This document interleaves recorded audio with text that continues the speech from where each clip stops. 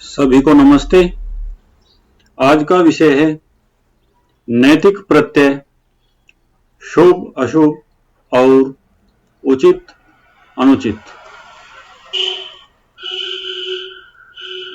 किसी भी व्यक्ति के नैतिक मूल्यांकन के लिए उचित अनुचित, शुभ अशुभ के रूप में निर्णय दिया जाता है। उचित को राइट कहते हैं, अनुचित को अंग्रेजी में रॉन्ग कहते हैं तथा शुभ को गुड कहते हैं, अशुभ को एविल या बैड कहते हैं।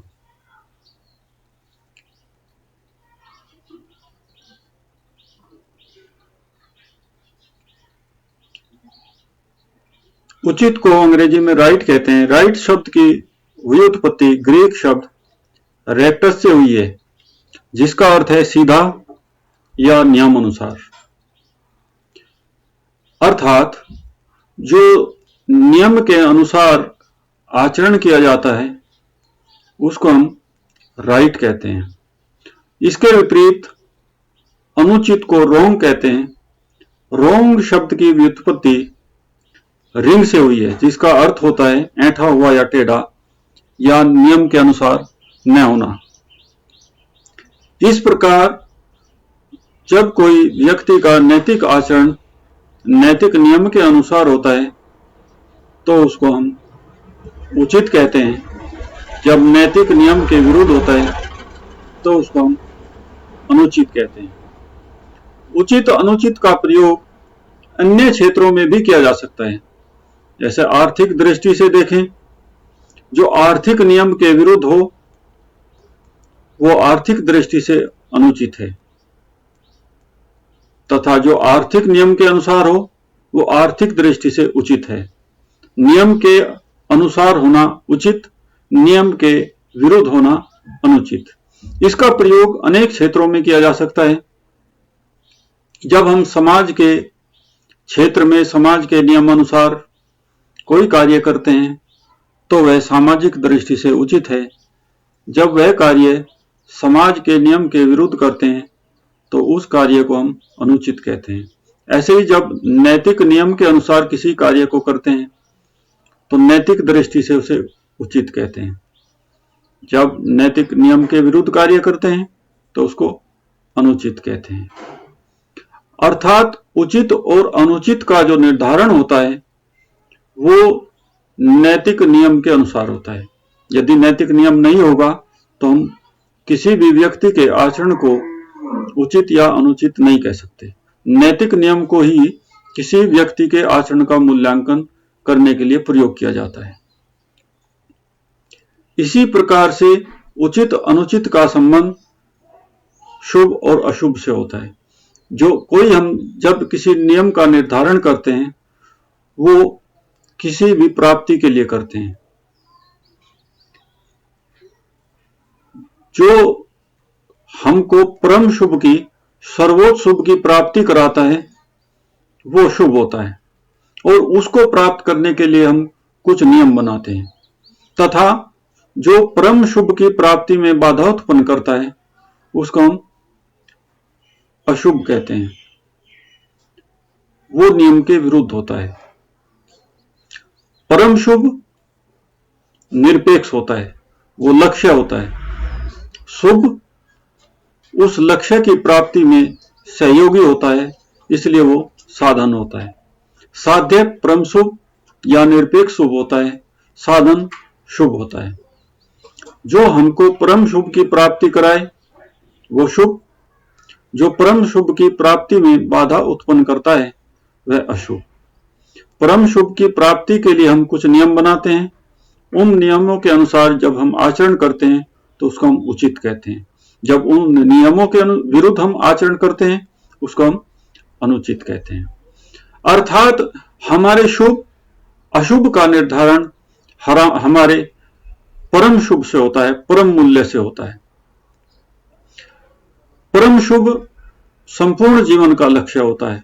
यदि भारतीय दर्शन के संदर्भ में हम बात करते हैं तो सभी भारतीय दर्शन चारवाक दर्शन को छोड़कर परम शुभ को मोक्ष के रूप में स्वीकार करते हैं, मोक्ष को परम शुभ मानते हैं। मोक्ष वह अवस्था है जहां व्यक्ति के संपूर्ण दुख दूर हो जाते हैं, जन्म जन्मांतर के कष्ट मिट जाते हैं, दुखों की आत्यंतिक निवृत्ति हो जाती है, परम आनंद की प्राप्ति होती है। उस अवस्था को हम मोक्ष कहते हैं।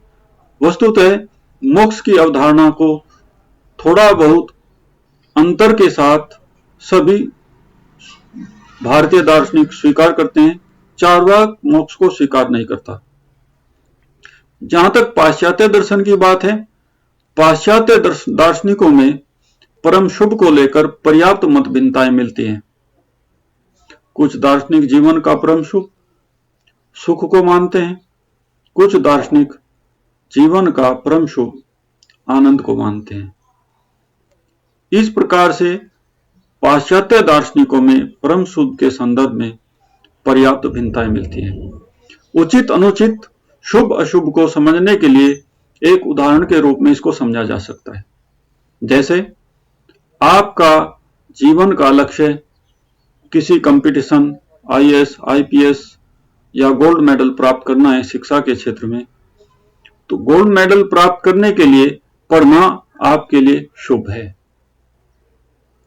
जो भी कार्य आपकी पढ़ाई में बाधा उत्पन्न करता है वह अशुभ है। पढ़ना साधन है, गोल्ड मेडल प्राप्त करना आपका लक्ष्य है। इसकी प्राप्ति के लिए आप कुछ नियम बनाते हैं, उन नियमों के अनुसार, उस दिनचर्या के अनुसार आप अपने अध्ययन कार्य को करते हैं, तो वह शुभ है। लेकिन उस दौरान आपके साथ कोई इस प्रकार की घटना हो जाती है कि आपका अध्ययन कार्य प्रभावित होता है, तो वह आपके लिए अशुभ है। जो जो आपके कार्य में बाधा उत्पन्न करता है वह अशुभ है।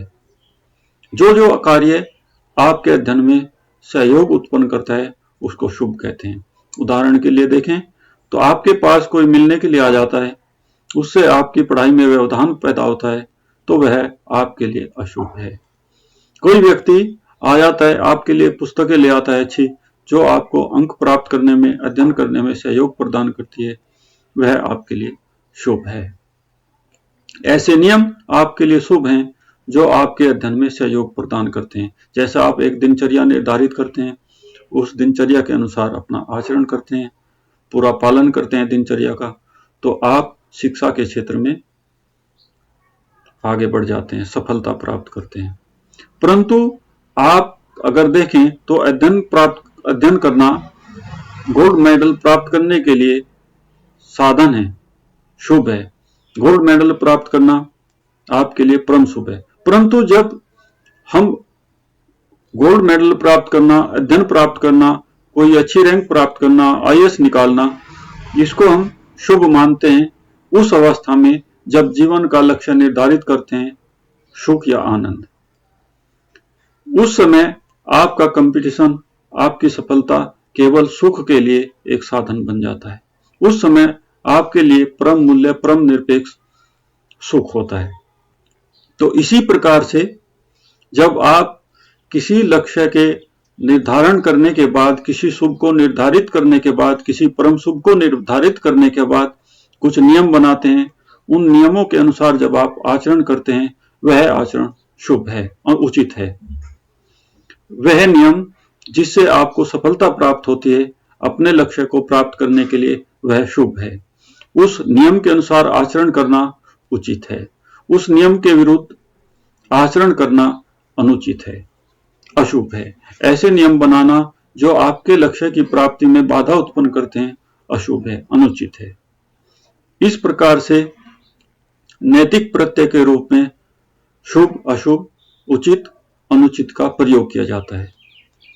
जब हम इनका किसी व्यक्ति के आचरण के मूल्यांकन के लिए प्रयोग करते हैं, नैतिक आचरण के निर्णय के रूप में हम किसी का आचरण करने के बाद नैतिक निर्णय देते हैं कि इस व्यक्ति का आचरण उचित है, इस व्यक्ति का आचरण अनुचित है।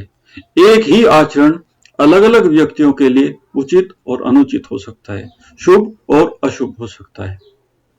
जैसे दो विद्यार्थी एक ओलंपिक के लिए खेल की तैयारी करता है, एक विद्यार्थी आईएएस बनने के लिए अध्ययन करता है। ये हम सब जानते हैं कि पुस्तकें पढ़ना अपने पाठ्यक्रम की उचित है, शुभ है। परंतु जिसको ओलंपिक में गोल्ड मेडल प्राप्त करना है, उसको अपनी दिनचर्या को उसी के अनुसार निर्धारित करना होता है, उसी के अनुसार उसको अपने नियम बनाने होते हैं। यदि वह व्यक्ति प्रैक्टिस के समय, अभ्यास के समय पढ़ने बैठ जाता है, हालांकि एक विद्यार्थी के लिए पढ़ना उचित है, शुभ है, लाभकारी है, जिसको गोल्ड मेडल प्राप्त करना है शिक्षा के क्षेत्र में, किसी आईएएस कंपटीशन को निकालना है, उसके लिए शुभ है, उचित है। परंतु जो एक ओलंपिक खेल के लिए तैयारी करता है, उस समय उसको प्रैक्टिस ना करना, पढ़ने लगना अनुचित है, अशुभ है, क्योंकि वह उसकी प्रैक्टिस में बाधा उत्पन्न करता है, उसके अभ्यास में बाधा उत्पन्न करता है, जिसको उसको लक्ष्य की प्राप्ति में बाधा उत्पन्न होती है। इसलिए एक ही कार्य एक व्यक्ति के लिए शुभ हो सकता है, दूसरे व्यक्ति के लिए वही कार्य अशुभ हो सकता है। एक व्यक्ति के लिए वही कार्य उचित हो सकता है, दूसरे व्यक्ति के लिए वही कार्य अनुचित हो सकता है। इस प्रकार से ये परिस्थिति सापेक्ष होते हैं, ये लक्ष्य सापेक्ष होते हैं।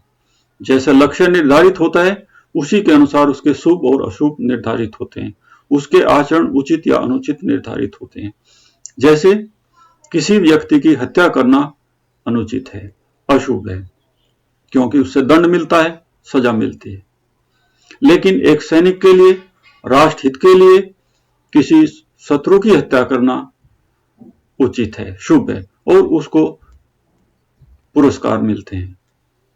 हत्या करना दोनों के लिए अलग अलग स्थिति में हो जाता है, इसलिए एक ही कार्य एक व्यक्ति के लिए शुभ हो सकता है, दूसरे व्यक्ति के लिए वही कार्य अशुभ हो सकता है। ऐसे ही एक व्यक्ति के लिए एक आचरण अनुचित हो सकता है, वही आचरण दूसरे व्यक्ति के लिए उचित हो सकता है।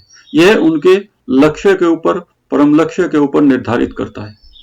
जो उसमें सहयोग प्रदान करता है वो शुभ है, जो उसमें बाधा उत्पन्न करता है वो अशुभ है, जो उन नियमों के अनुसार आचरण करता है जिससे शुभ की प्राप्ति में लाभ मिलता है वो उचित है।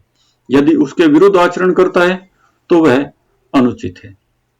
धन्यवाद।